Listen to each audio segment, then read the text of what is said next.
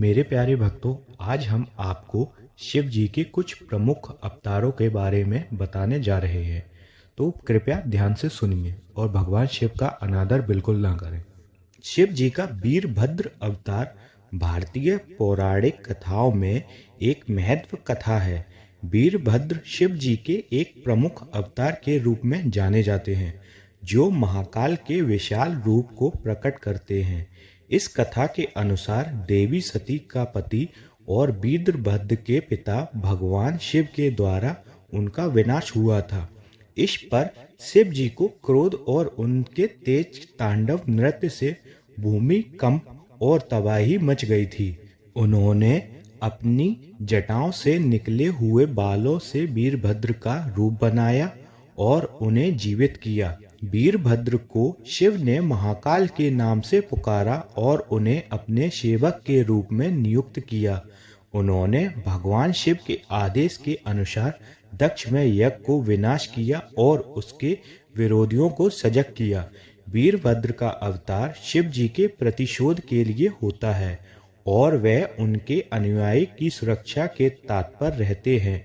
उनकी कथा शिव भक्तों के लिए प्रेरणादायक है, जो उनके आदर्शों और तपस्या के माध्यम से जीवन में सफलता की प्राप्ति की दिशा में प्रेरित होते हैं। दूसरा अवतार भैरव अवतार। भैरव अवतार में शिव जी को महाकाल और अनंत शक्ति के रूप में पूजा जाता है।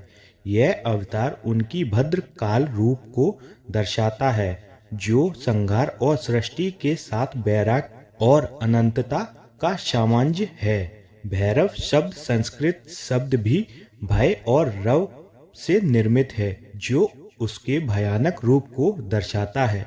भैरव अवतार में शिव जी को नागा भैरव, रुद्र भैरव, वीरभद्र और काल भैरव के रूप में पूजा जाता है, जो न्याय और धर्म की रक्षा करते हैं।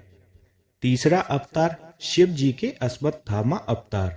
शिव जी के अश्वत्थामा अवतार का उल्लेख पुराने हिंदू धर्म ग्रंथों में मिलता है। यह कथा महाभारत के एक अनुशासन पर्व में है, जिसमें शिव जी को धार्मिक नियमों का पालन करने के लिए अश्वत्थामा रोग का अवतार लेना पड़ा। इस कथा के अनुसार एक बार राजा युधिष्ठिर ने कृष्ण जी से पूछा कि क्यों वे शिव का ध्यान नहीं करते। इस पर श्री कृष्ण ने कहा कि यदि वे शिव का ध्यान करेंगे तो उनके जीवन में संकट आ सकता है। इस पर राजा युधिष्ठिर ने पूछा कि क्या शिव भी महादेव अश्वत्थामा के वश में है। तब श्री कृष्ण ने हंसते हुए बताया कि हाँ, शिव भी अश्वत्थामा रोग के वश में है। यह कथा धार्मिक शिक्षा देने के साथ साथ मानवता के धर्म की महत्वपूर्ण बातें सिखाती है। यह भी दिखाता है कि भगवान भी कभी कभी मानव की भावनाओं को समझते हैं और उनकी भावनाओं का सम्मान करते हैं। नंबर 4 सर्वभूत अवतार। शिव जी का सर्वभूत अवतार होना हिंदू धर्म में एक महत्वपूर्ण विषय है। इसका संबंध महाकाल और अद्भुत शक्तियों से होता है। शिव जी का सर्वभूत अवतार उनकी आदित्यों शक्तियों का प्रतिनिधित्व करता है, जिनका मूल्यांकन हमारे जीवन के हर क्षेत्र में होता है।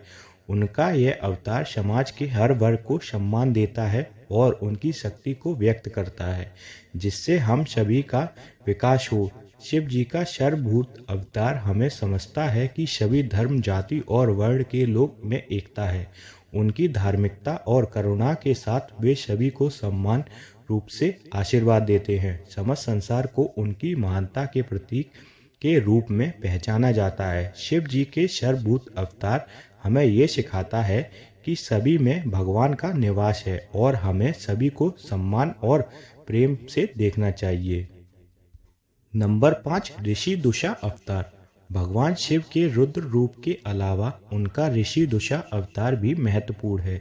ऋषि दुषा शिव का एक अद्भुत रूप है, जो ध्यान, तप और विवेक की प्रतिष्ठा को दर्शाता है। इस अवतार में भगवान शिव ध्यान और समाधि में लीन होते हैं और अपनी आत्मा के आत्मा को में ध्यान लेते हैं।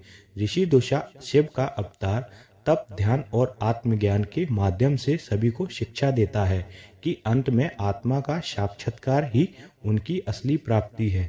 इस अवतार में वे ध्यान और समृद्धि में पूरी तरह से लीन होते हैं, जिससे वे अपनी अंतर आत्मा के साथ संपूर्ण एकता में विलीन हो जाते हैं। यह अवतार ध्यान और अत्यंत के महत्व को प्रमुखता देता है, जो एक व्यक्ति को अपनी स्वस्थ पराता और ब्रह्मों में मुक्ति प्राप्त करने में सहायक होता है। इस प्रकार ऋषि दूषा अवतार भगवान शिव का एक महत्वपूर्ण और गहन रूप है, जो ध्यान, तप और आत्मज्ञान के माध्यम से मानव जीवन को उच्च स्तर पर ले जाता है। नंबर 6, हनुमान अवतार। शिव जी का हनुमान अवतार एक रोचक कथा है जो पुराणों में मिलती है। यह कथा मुख्य रूप से स्कंद पुराण और रामायण के विभिन्न रूपांतरणों में उपलब्ध है। इस कथा के अनुसार एक बार भगवान शिव और माता पार्वती के बीच में विवाद हुआ। पार्वती माता ने कहा कि हनुमान भगवान राम के अवतार हैं, जबकि शिव ने इसे ठुकरा दिया। यह सुनकर हनुमान ने अपने स्वयं के मानने के लिए उनसे भक्ति में प्रतिज्ञा की। इसके बाद हनुमान ने तपस्या की और अपने आप को शिव के अवतार में प्रतिपादित किया। शिव जी ने इसका परीक्षण करने के लिए भूत प्रेतों की सेना भेजी, जिसके परिणाम स्वरूप हनुमान ने उन्हें जीत लिया।